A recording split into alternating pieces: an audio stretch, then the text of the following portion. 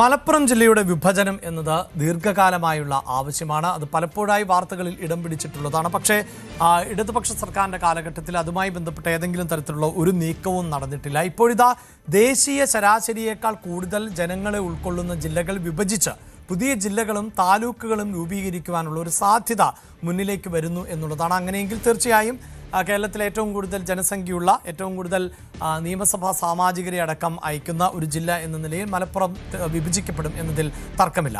ഇത്തരമൊരു സാധ്യതകളെക്കുറിച്ച് പഠിക്കാൻ കമ്മീഷനെ നിയമിക്കും എന്ന ബജറ്റ് പ്രഖ്യാപനം ഈ ജില്ലാ വിഭജനത്തിൻ്റെ സാധ്യതകൾ തന്നെയാണ് തുറന്നിടുന്നത്. അതേസമയം ഈ നീക്കത്തിനെതിരെ വിശ്വ ഹിന്ദു പരിഷത്ത് രംഗത്ത് വന്നിരിക്കുകയാണ്. പ്രത്യേകിച്ച് മലബാറിൻ്റെ വികസനത്തിന് അവിടെ കേന്ദ്രഭരണ പ്രദേശമാക്കി മാറ്റണം എന്നതാണ് ഇപ്പോൾ വിശ്വ ഹിന്ദു പരിഷത്തിൻ്റെ ആവശ്യമായി വരുന്നത്.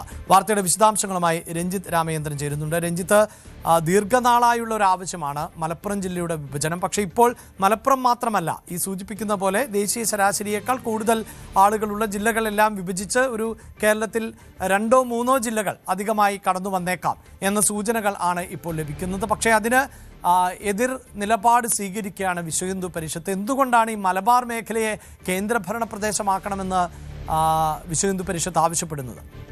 അഭിലാഷ്, നമുക്കറിയാം 1984 നമ്മുടെ സംസ്ഥാനത്ത് രൂപീകരിക്കപ്പെട്ട കാസർഗോഡാണ് ഏറ്റവും ഒടുവിൽ രൂപീകരിക്കപ്പെട്ട ഒരു ജില്ല. അതിനുശേഷം കെ കരുണാകരൻ്റെ നേതൃത്വത്തിൽ അതിൻ്റെയൊക്കെ ഒരു കാർമ്മികത്തിൽ മറ്റ് പല ജില്ലകളെക്കുറിച്ചും മറ്റും ആലോചന വന്നിരുന്നു എങ്കിലും അത് പല കാരണങ്ങൾ കൊണ്ടും നടക്കാതിരുന്ന ഒരു പശ്ചാത്തലം ഒക്കെ ഉണ്ടായിരുന്നു. ഇതിനിടയിലാണ് ഇന്നലെ ബജറ്റിൽ പുതിയ ജില്ലകളെക്കുറിച്ച് പഠിക്കാനായി, ജില്ലകളെക്കുറിച്ചും താലൂക്കുകളെക്കുറിച്ചും മറ്റും പഠിക്കാനായി ഒരു കമ്മീഷനെ നിയമിക്കാനായി ഒരു ശ്രമം ഉണ്ടായത്. ഇതുമായി ബന്ധപ്പെട്ട് BJPയുടെയും മറ്റും പ്രതികരണം വന്നിരുന്നു. ഈ വിഷയമാണ് ഇപ്പോൾ വിശ്വ ഹിന്ദു പരിഷത്ത് ഏറ്റെടുത്തിട്ടുള്ളത് എന്നുള്ളതാണ് ശ്രദ്ധേയമായുള്ളത്.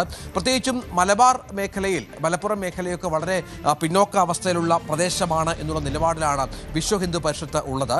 വികസനമാണ് മാനദണ്ഡം എങ്കിൽ അതിന് കേരളത്തിലെ അല്ലെങ്കിൽ കേരളത്തിൻ്റെ സംസ്ഥാനത്തിൻ്റെ കീഴിലുള്ള ഭരണം മാത്രം പോരാ മലപ്പുറം മേഖലയിൽ. കാരണം ആത്മാർത്ഥമായാണ് ആ വിഷയത്തെ നിങ്ങൾ സമീപിക്കുന്നതെങ്കിൽ അത് കേന്ദ്ര ഭരണ പ്രദേശമാക്കി മാറ്റുന്നതാകും നല്ലത് എന്നാണ് വിശ്വ ഹിന്ദു പരിഷത്തിന്റെ ജനറൽ സെക്രട്ടറി കൂടിയായ അഡ്വക്കേറ്റ് അനിൽ വിളയിൽ വ്യക്തമാക്കിയിരിക്കുന്നത് എന്ന് പ്രധാനമാണ്. മലബാർ എന്നത് മലപ്പുറം മാത്രമല്ല എന്നും ഇത്തരത്തിൽ അവർ വ്യാഖ്യാനിക്കുന്ന ഒരു പശ്ചാത്തലം കൂടിയുണ്ട്. ഏതായാലും നമുക്കറിയാം ലീഗും മറ്റ് മുസ്ലിം സംഘടനകളും ഒക്കെ ദീർഘകാലമായി പറയുന്ന ഒരു കാര്യമാണ് മലപ്പുറം ജില്ലാ വികസനം എന്നടക്കമുള്ള കാര്യങ്ങളിൽ. അതനുസരിച്ച് നോക്കിയാൽ നേരത്തെ ഉണ്ടായിരുന്ന പല മണ്ഡലങ്ങളും തെക്കൻ മേഖലകളിൽ നഷ്ടപ്പെടുകയും മലബാർ മേഖലകളിൽ മണ്ഡലങ്ങൾ വർദ്ധിക്കുകയും ചെയ്യുന്ന ഒരു പശ്ചാത്തലത്തെ ആശങ്കാജനകമായ രീതിയിൽ വിശ്വ ഹിന്ദു പരിഷത്ത് പോലെയുള്ള ഹൈന്ദവ സംഘടനകൾ കാണുന്ന ഒരു സാഹചര്യമൊക്കെ നമ്മൾ കണ്ടതാണ്. ഏതായാലും ചില പോയിന്റുകൾ ചൂണ്ടിക്കാട്ടിക്കൊണ്ടാണ് വിശ്വ ഹിന്ദു പരിഷത്തിന്റെ ഈ ഒരു തരത്തിലുള്ള ഒരു നിരീക്ഷണം വരുന്നത് എന്ന് ശ്രദ്ധേയമാണ്. പ്രദേശത്തിന്റെ, രാജ്യത്തിന്റെ തന്ത്രപ്രധാനമായ പ്രദേശം എന്ന രീതിയിൽ കിട്ടുന്ന സുരക്ഷ അത് വളരെ പ്രധാനപ്പെട്ട ഒന്നാണ്. മലപ്പുറം മറ്റു പല കാര്യങ്ങളുടെയും കേന്ദ്രമാണ് എന്ന തരത്തിലുള്ള വിമർശനവും ഈ പോസ്റ്റിന്റെ ഭാഗമായി വരുന്നുണ്ട്. അതിന് രാജ്യവിരുദ്ധ പ്രവർത്തനങ്ങൾ നിയന്ത്രിക്കുന്ന കാര്യത്തിലടക്കം ഈ കേന്ദ്ര ഭരണം വന്നാൽ അല്ലെങ്കിൽ കേന്ദ്ര ഭരണ പ്രദേശമായാൽ അത് സഹായകരമാകും എന്നുള്ള നിരീക്ഷണങ്ങളും മറ്റുമാണ് നടത്തുന്നത് എന്നുള്ളതാണ് പ്രധാനപ്പെട്ട. ഇപ്പോൾ അഡ്വക്കേറ്റ് അനിൽ വിളയിൽ തന്നെ ടെലിഫോൺ ലൈനിലുണ്ട്. അഡ്വക്കേറ്റ് അനിൽ വിളയിൽ, എന്തുകൊണ്ടാണ് ഈ മലബാർ ഒരു കേന്ദ്രഭരണ പ്രദേശമാക്കി മാറ്റുകയാണ് വേണ്ടത് എന്ന് VHP നിലപാട് സ്വീകരിക്കുന്നത്? VHPയുടെ സംഘടനാപരമായ നിലപാടായിട്ട് അതിനെ കാണേണ്ടതില്ല.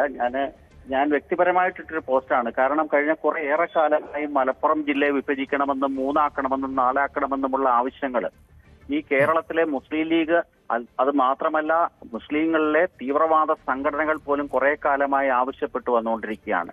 എന്താണ് അവർ ഉദ്ദേശിക്കുന്ന കാര്യം?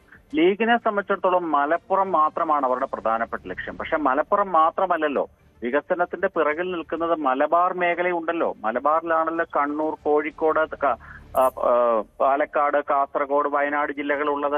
ആ പ്രദേശങ്ങളിലെ വികസനം, ആരാണ് അവിടെ വികസനം മുടക്കിയത്? കേരളം രൂപീകരിച്ച നാൾ മുതൽ കേരളത്തിനെ മാറി മാറി ഭരിച്ചിട്ടുള്ളത് ഇടതുമുന്നണിയും വലതുമുന്നണിയുമാണ്. ആ പ്രദേശങ്ങളിൽ വികസനം ഉണ്ടായിട്ടില്ലെങ്കിൽ അതിന്റെ പ്രധാന കാരണക്കാർ ഇവർ തന്നെയാണ്. ഒരു കാലിലെ മന്ത് മറ്റൊരു കാലിലോട്ട് മാറ്റിയത് കൊണ്ട് പ്രത്യേക ഗുണമൊന്നുമില്ലല്ലോ.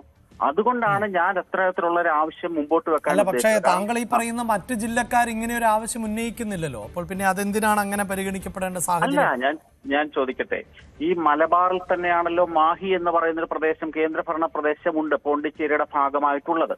ആ പ്രദേശം ഉൾപ്പെടെയുള്ള പ്രദേശങ്ങൾ കേന്ദ്രീകരിച്ചുകൊണ്ട് ഒരു സ്വയംഭരണം, ഇപ്പൊ കാശ്മീർ, ഡൽഹി തുടങ്ങിയ സ്ഥലങ്ങളൊക്കെ തന്നെ നിയമസഭയും സർക്കാരും ഒക്കെ ഉണ്ട് കേന്ദ്രഭരണ പ്രദേശമാണെങ്കിലും. ഇത് കേന്ദ്രഭരണ പ്രദേശമാവുകയാണെങ്കിൽ ധാരാളം വികസനം വരും. അതിനൊക്കെ തന്ത്രപ്രധാനമായ ഇടങ്ങളാണ്. ഇതിന് താങ്കൾ പറയുന്ന തന്ത്രപ്രാധാന്യമുണ്ട്. കശ്മീരിനെയൊക്കെ താങ്കൾക്ക് അറിയാമല്ലോ. അതൊക്കെ പാകിസ്ഥാനുമായി അതിർത്തി വരുന്ന അല്ലെങ്കിൽ പാകിസ്ഥാനിൽ നിന്ന് ഭീഷണി നേരിടുന്ന ഒരു പ്രദേശമാണ്. ഇപ്പോൾ കേരളം പോലെ ഒരു സംസ്ഥാനത്തിന് അങ്ങനെ ഒരു കേന്ദ്രഭരണം നടത്തേണ്ട ഒരു സാഹചര്യവുമില്ലല്ലോ. തന്ത്രപ്രാധാന്യമുള്ള സ്ഥലം അല്ല എന്ന് താങ്കൾ പറഞ്ഞത് ശരിയല്ല. ഈ ഭാരതത്തിന്റെ അതിർത്തി പങ്കിടുന്ന മേഖലകൾ, വിശാലമായ കടൽ തീരം ഉൾപ്പെടെയുള്ള മേഖലകൾ വരുന്ന പ്രദേശമാണ് ഈ പ്രദേശങ്ങളെല്ലാം. മംഗലാപുരം ഉൾപ്പെടെയുള്ള പ്രധാനപ്പെട്ട പോർട്ടുകൾ വരുന്നത് കോഴിക്കോട്, 2 ഇന്റർനാഷണൽ എയർപോർട്ടുകൾ, ധാരാളം കാര്യങ്ങളുണ്ട്. പക്ഷെ അടിസ്ഥാന വികസനം ഈ മേഖലകളിൽ. കൂടുതൽ വാർത്തകൾക്ക് News 18 Keralam YouTube channel subscribe ചെയ്യുക.